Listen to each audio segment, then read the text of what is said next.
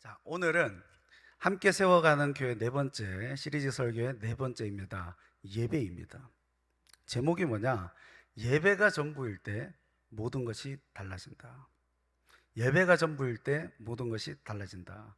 이게 자칫 과격하고 정말 강력하고 극단적인 명제 같기도 합니다.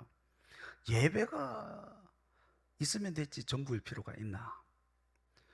그리고 예배가 꼭 전부일 때 달라지기는 하나?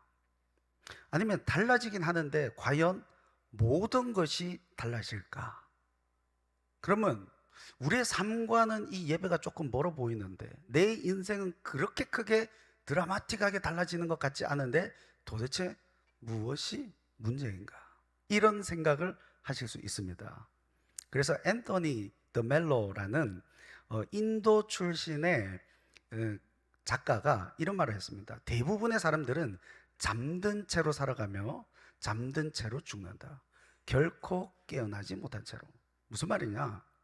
많은 사람들은 우리가 잠들지 않고 깨어 있다고 생각하는데 사실 잠들어 있으나 자각하지 못한다라는 것이죠. 예를 들어 이런 겁니다. 이런 유머가 있습니다. 진짜 일어났던 일은 아니고요. 어떤 여자가 병원에 갔습니다. 병원에 가가지고 선생님한테 말합니다. 어머머 선생님, 제가 너무 배가 맨날 아파가지고 방귀를 맨날 낍니다. 근데 방귀를 너무 많이 껴가지고 조금 이따 식사 시간인데 죄송합니다. 지금 선생님한테 와서도 지금 한 15번 정도 꼈는데 아마 모를 겁니다. 근데 제 방귀의 특징이 뭐냐? 냄새도 안 나고 소리도 없어요. 그래서 저 어떻게 해야 될지 모르겠습니다. 저만 고통스럽습니다. 그랬더니 선생님이 약을 처방해 줬어요. 그럼 일주일 뒤에 딱 갔습니다. 선생님, 도대체 이 약이 뭡니까? 제가 이때까지 방귀 뀌면서 이랬던 적은 없는데 냄새가 너무 고약해가지고 지금 큰일 날 뻔했습니다. 도대체 더 안 좋아진 것 같습니다. 뭡니까? 선생님이 자, 코는 고쳤고 귀를 고쳐봅시다. 지금 무슨 말인지 모르는 안타까운 분들이 계십니다. 이분들은 집에 가서 곰곰이 생각하면 자기 직전에 아하하하 이럴 수 있습니다. 무슨 말이냐? 내가 그렇게 끼고 소리 나고 냄새 남에도 불구하고 나만 모를 수 있다라는 것. 내가 영적으로 죽어 있었을 수 있지만 나만 모를 수 있다라는 것. 내가 실제로는 깨어 있다라고 착각했지만 사실은 나만 그렇게 착각했을 수 있다라는 것입니다. 저는 여러분들이 스스로의 상태를 오늘 진단해서 하나님께서 원하는 방향으로 나가는 여러분 되시길 주님의 이름으로 축복합니다. 근데 하나님께서는 우리 가운데 어떤 사람을 찾으시느냐? 요한복음 4장 23절 우리 다 같이 한번 읽어보도록 하겠습니다. 시작. 아버지께서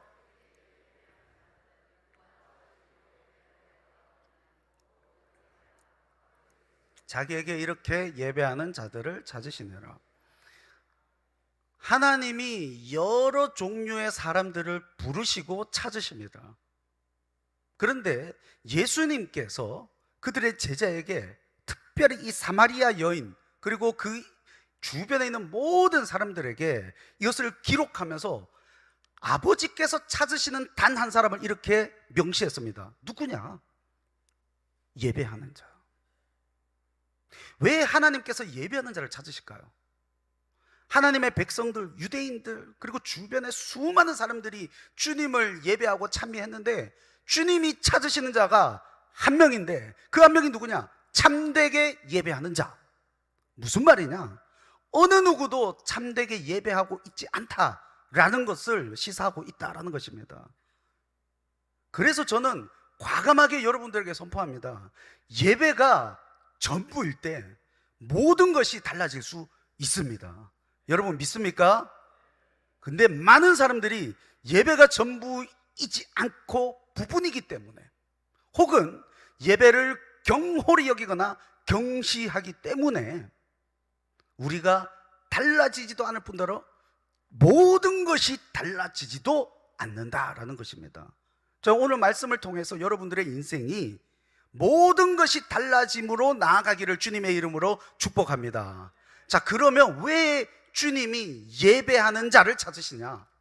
도대체 우리의 예배에 무엇이 잘못되었느냐? 이 전제가 무너지면 우리는 결코 하나님께서 원하는 방향으로 가지 못합니다. 자, 뭘까? 예배의 본질은 받음이 아니라 드림입니다. 이게 전제적으로 먼저 다 잘못되어 있습니다. 무슨 말이냐? 예배 와서 요구하는 것이 뭐냐? 은혜 받아야 되는데. 그리고 왜 오늘은 은혜를 못 받지? 뭡니까? 받으려고 하는 거예요. 예배의 기본이 내가 어떻게 하면 여기서 위로를 받을 수 있을까? 내가 어떻게 하면 여기에서 평안을 얻을 수 있을까? 어떻게 하면 내가 여기에서 무언가를 얻어낼 수 있을까? 거기에 모든 초점이 가 있으니 진짜 예배가 아닐 수 있다는 겁니다. 저는 예배가 전부가 되면 모든 것이 달라질 수 있다는 것을 믿습니다. 근데 왜 전부가 안 되느냐? 왜 안 달라지느냐? 예배의 본질을 착각하고 있기 때문에 그렇습니다. 예배를 받는 것으로 하는 거예요. 내가 어떻게 하면 받아들일지. 나 한번 위로해봐. 나 한번 어떻게 해봐. 여기에서부터 출발이 잘못됐습니다. 그럼 왜 그럴까요? 예배는 사실은 구약에서 향기라고 합니다. 그래서 향기로운 헌신의 예배, 출애굽기 30장 37절 38절 우리 다 같이 한번 읽어보도록 하겠습니다. 시작. 내가 여호와를 위하여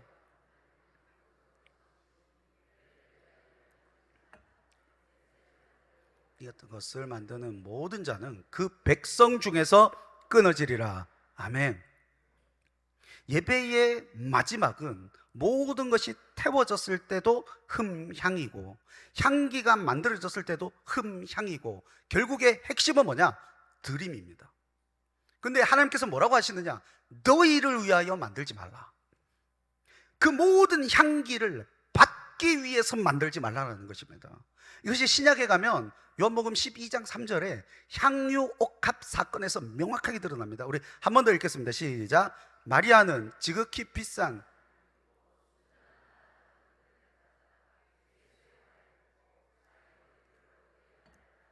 향유 냄새가 그 집에 가득하더라. 300데나리온이나 되는 그 향유를 한 번에 어떻게 했습니까? 깨뜨려서 예수님의 발에 쏟아부었습니다. 이게 향기를 드리는 사건, 이걸 뭐라고 하느냐? 예배의 본질이라고 하는 것입니다.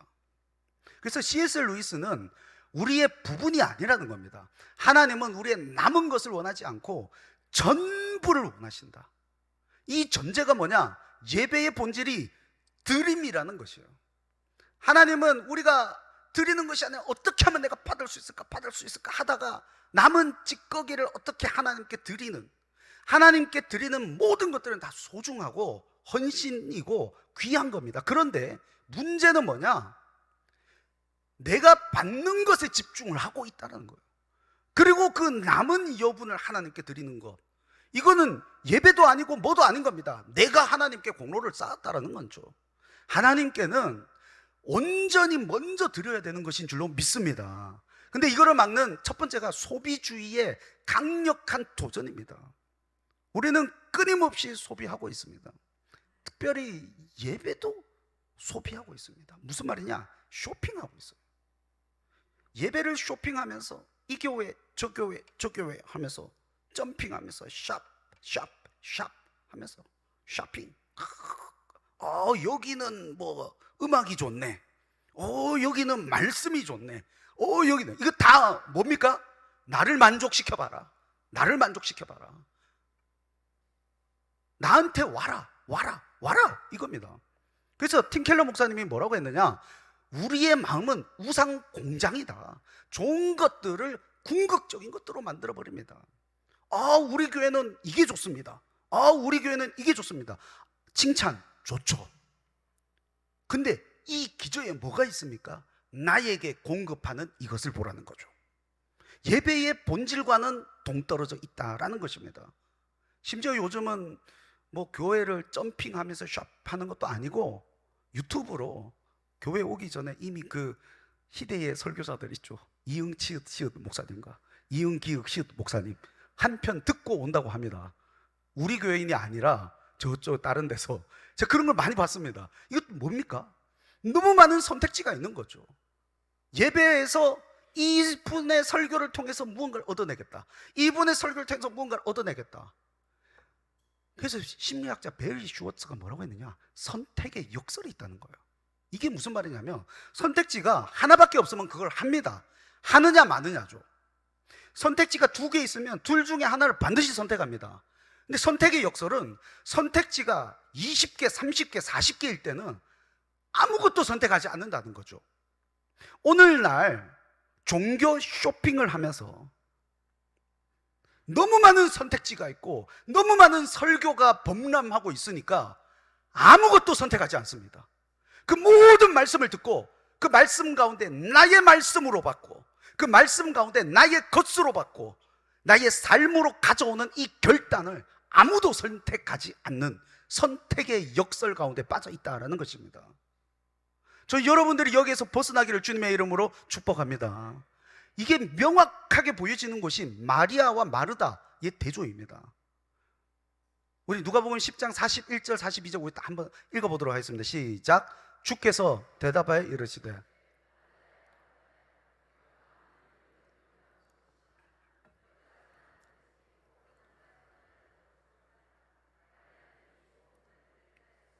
아멘.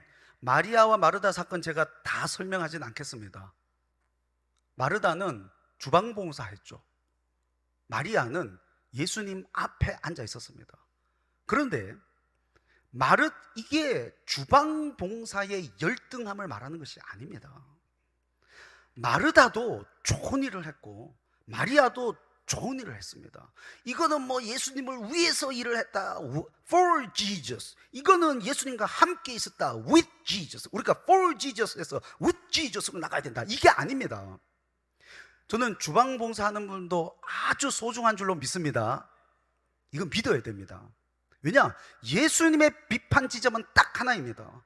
마르다가 주방에서 열심히 봉사하다가 그대로 끝났으면 예수님의 칭찬을 받았을 것입니다.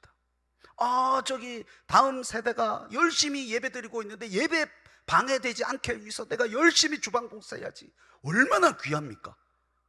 칭찬받아 마땅할 것입니다. 근데 주님의 반응은 뭐냐? 내가 주방 열심히 봉사하는데 예수님, 쟤는요? 이거예요. 나는 열심히 봉사하고 있는데 쟤는 노는 것 같네? 예수님, 쟤는요? 만약에 마르다가 막 열심히 봉사다, 예수님, 쟤는요? 요것만 안 했으면 칭찬받았을 겁니다. 그러면 예수님, 쟤는요? 하는 것의 기저에 뭐가 있을까요? 받기를 원하는 거예요. 이거는 또 뭐가 있느냐? 내가 예수님보다 위에 있다는 거예요. 여러분, 주님보다 위에 있으면 주님, 나한테 이것 서비스 해야 되는 거 아닙니까? 주님, 나한테 위로 줘야 되는 거 아닙니까? 예배가 왜 이래? 예배에서 나한테 위로를 줘야지. 예배가 왜 이렇게 경직돼 있어? 예배가 왜 이래? 막 이런 모든 것들이 나에게 서비스를 제공해라. 왜? 이 기저에 뭐가 있느냐? 내가 주님보다 위에 있다는 것입니다. 저는 여러분들이 주님을 위로 높이는 여러분들 되시길 주님의 이름으로 축복합니다. 우리가 주님 위에 있을 때는 항상 드림이 아니라 받는 것에 집중하게 되어 있습니다. 전 여러분이 여기서 탈피하기를 예수 그리스도 이름으로 축복합니다. 자, 그러면 우리 그 다음으로 신경 써야 될 게 뭐냐? 예배의 우선순위. 예배는 도대체 무엇에 집중하고 있느냐? 우리를 무엇으로 이끌고 있느냐? 우리의 삶의 중심에 주님의 위에 있기를 원하시는 줄로 믿습니다. 왜 그러냐면 계명이 첫 계명부터가 예배이기 때문에. 출애굽기 20장 3절에서 5절 우리 다 같이 읽겠습니다. 시작. 너는 나 외에는 다른 신들을 내게 두지 말라. 너는 그것들에게 절하지 말며 그것들을 섬기지 말라.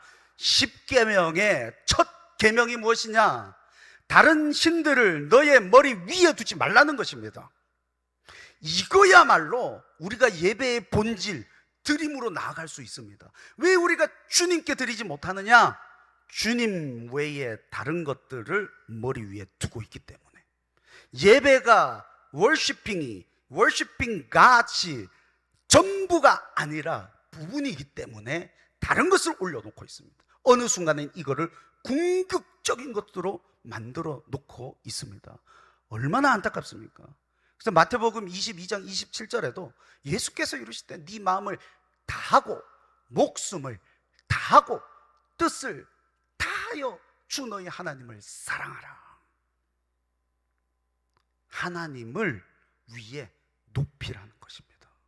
하나님을 위해 높이는 삶이 우리 삶의 중심이 되어야 한다라는 것인 줄로 믿습니다.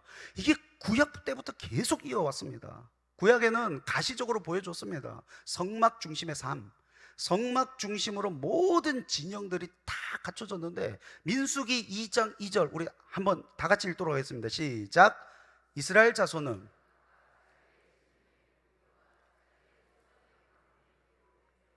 회막을 향하여 사방으로 진을 치되, 이스라엘 백성들이 광야 생활을 할 때 진영의 가운데 무엇이 있었느냐? 성막, 회막이 있었습니다. 그리고 사방에 동서남북 이렇게 해서 각 지파별로 진을 쳤습니다. 그게 가시적으로 무엇을 보여주느냐? 삶의 모든 영역의 중심에 예배가 있어야 된다. 하나님을 월시핑하는 것이 있어야 된다라는 것인 줄로 믿습니다. 이게 신약으로 넘어가면 번제의 의미를 가지고 옵니다. 번제의 의미가 뭐냐? 온전한 헌신이에요. 여러 가지 제사가 있습니다. 여러 가지 제사 중에 번제만 유일하게 다 태워서 없앱니다. 다른 제사는 제사장에게 제물이 돌아가기도 하고, 어떤 제사는 회중에게 제물이 분배되기도 합니다. 근데 번제는 뭐냐? 모든 것들을 싹 다 태워 없애버리는 겁니다. 이게 무엇을 의미하느냐? 산제사. 산제사를 드리라는 것은 살아있는 것을 뭐 어떻게 하는, 다 죽이고 각뜨고 합니다. 그게 아니라 모든 것들을 싹 다 태워서 온전하게 올려드린다라는 것입니다. 이게 신약에 어떻게 이어지느냐? 로마서 12장 1절에 보면 다 같이 읽겠습니다. 시작. 그러므로 형제들아, 내가 하나님의 모든 자비하심으로 너희를 권하노니 너희 몸을 하나님이 기뻐하시는 거룩한 산 제물로 드리라. 이는 너희가 드릴 영적 예배니라. 아멘. 영적 예배니라, 합당한 예배니라, 당연한 예배이니라 라는 뜻입니다. 뭐가요?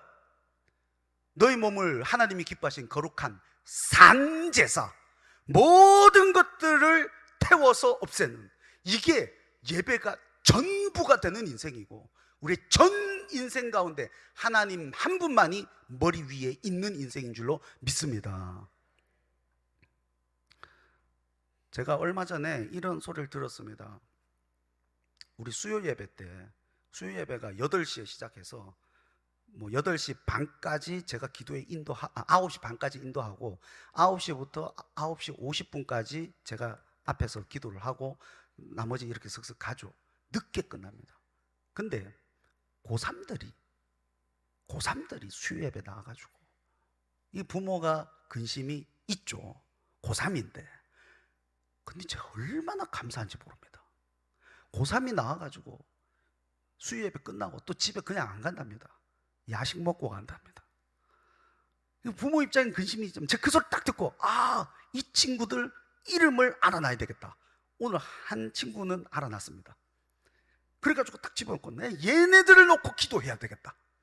얘네들이 하나님의 산 증인으로 온 인생을 하나님께 드리고 있는데, 내가 이 친구들을 위해서 얼마나 철저하게 기도해서 이 친구들이 하나님 앞에 하나님이 얼마나 책임지는 인생인지 보여줘야 되겠다.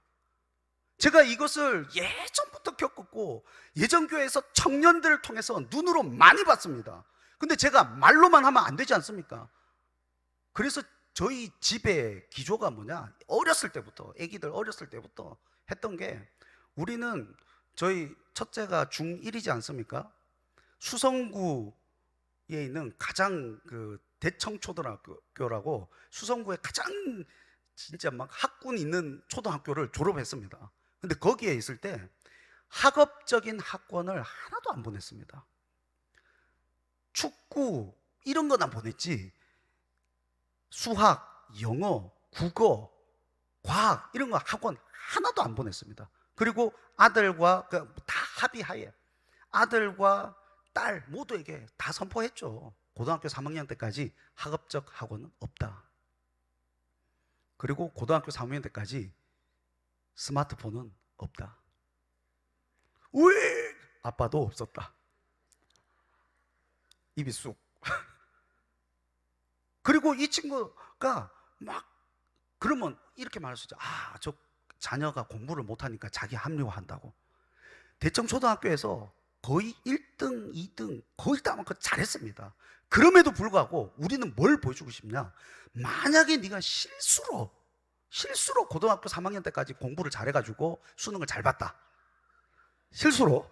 그러면 서울에 있는 대학교는 못 간다. 신앙이 먼저다. 그리고 제가 설득 다 했습니다. 아니 대학 못 가도. 그래서 처음에는 제가 그렇게 했습니다. 막 초등학교 5학년 때인가 4학년 때인가 너 대학 가지 마라. 아들이 저보고 아빠 맞냐? 왜? 나는 대학 갈 거라고. 아니 대학 안 가도 하나님이 지켜주시고 대학 안 가도 뭐 멋지게 살 수 있으면 우리는 보여줘야 된다. 그러니까 그 시간이 지나면서 하다가 그래도 대학은 가게 해달라 해가지고 나중에 한 게 집 가까운 데로 가라 해가지고 자기가 목표 대학이 생겼대. 어디냐? 그 동신교 옆에 수성대학교. 그래서 제가 오케이 콜 말 바꾸지 마라 이렇게 했습니다. 자, 제가 여러분들에게 하는 말은 자녀든 무엇이든 예배가 중심이 되는 삶을 살 때 하나님께서 지켜주신다라는 것을 제가 말로는 이렇게 해놓고 내 자녀들을 다른 방향으로 키워버리면 이런 거짓말이 어디 있습니까?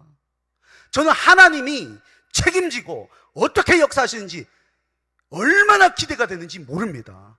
하나님의 역사하심을 믿습니다. 고3 그들 하나님께서 역사하시는 줄로 믿습니다. 제가 이렇게 말했기 때문에 이 친구들을 위해서 얼마나 제가 기도할지 지켜봐 보시기 바랍니다. 다른 애들 말고 이 친구들. 여러분 믿으셔야 돼요. 예배가 전부가 될 때 모든 것이 바뀐다라는 것을 삶으로 경험해야 될 줄로 믿습니다. 자, 그러면 어떻게 변화해야 되느냐? 예배의 변화는 종교에서 관계로 가야 됩니다. 우리는 종교로 생각합니다. 이게 무슨 말이냐? 끊임없이 거짓 신들이 유혹을 합니다. 예배 드리는 거 종교적 관행, 이건 뭡니까? 한 다리 걸치고 이쪽에 한 다리 걸치라는 겁니다. 세상도 좋고 이것도 좋다는 겁니다. 그래서 욥기 31장 24절에서 28절 우리 한번 읽겠습니다. 시작. 내가 언제 금을 내 소망으로 삼고 순금에게서 너는 내 의뢰하는 바라 하였던가? 이것도 재판장에게 벌받을 죄악이니.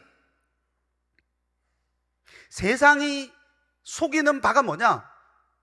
금을 소망으로 삼으라는 거죠.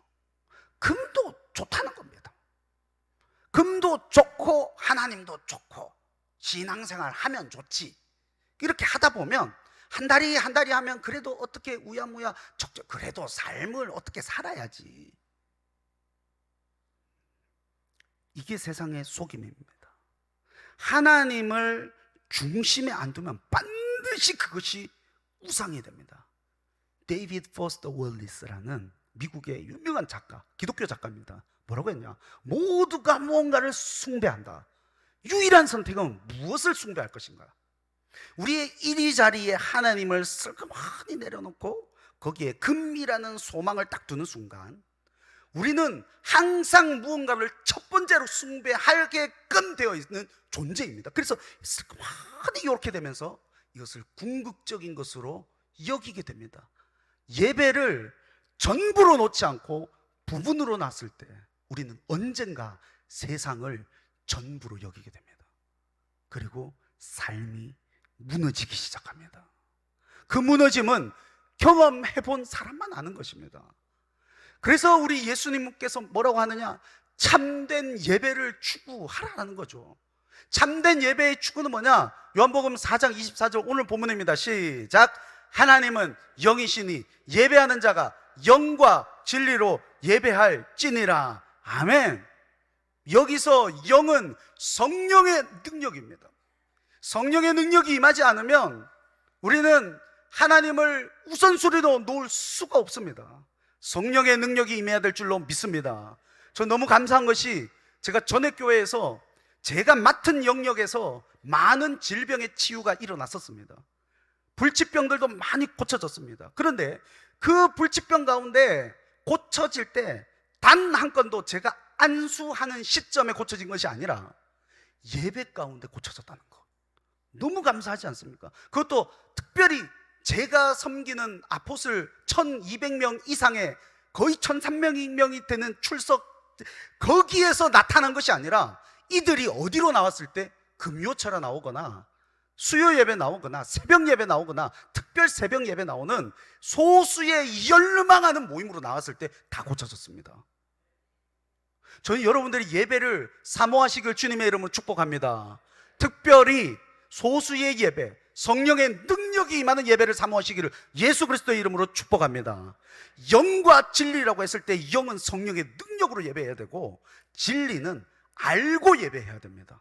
그리스도를 통해서 계시된 하나님의 지식, 이걸 알고 예배해야 돼요. 우리가 이단적 사상으로 예배해서는 안 되지 않겠습니까?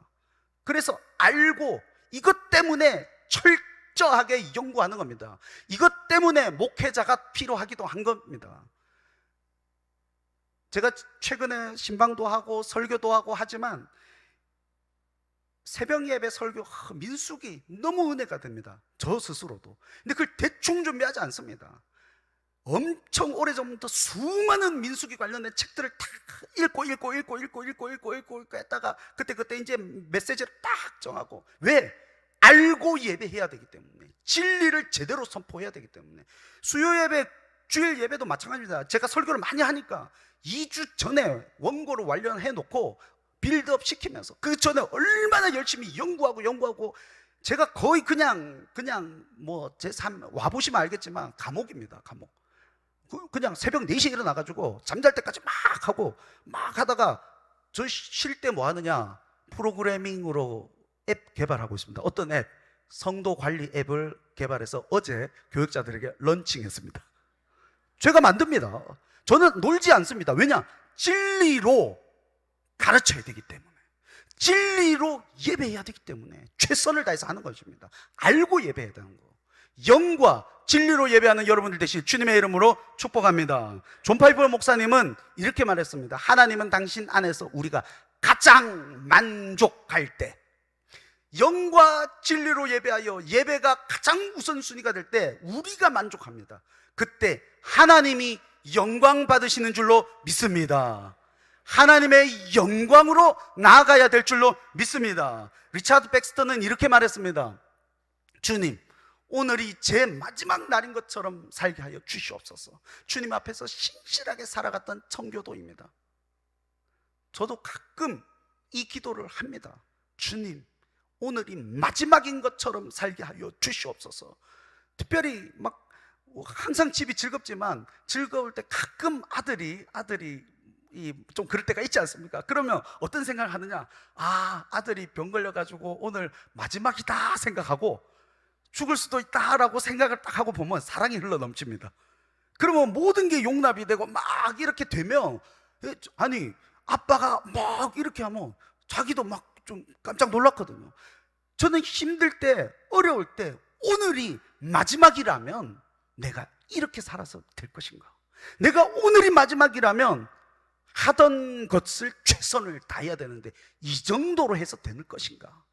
라는 것을 생각하며 살아갑니다. 저 여러분들도 오늘의 이 예배가 마지막 예배인 것처럼 뜨겁게 드리는 여러분들 되시길 주 예수 그리스도의 이름으로 축복합니다.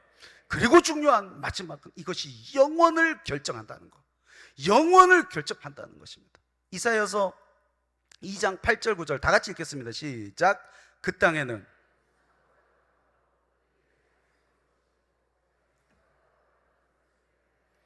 그러므로 주께서 그들을 용서하지 아니하시리라. 아멘. 영원을 결정한다라고 하면 우리가 첫 번째로 떠오르는 것은 영원한 생명인 그 땅만 생각합니다. 영원의 시작은 어디서부터냐? 여기서부터인 줄로 믿습니다.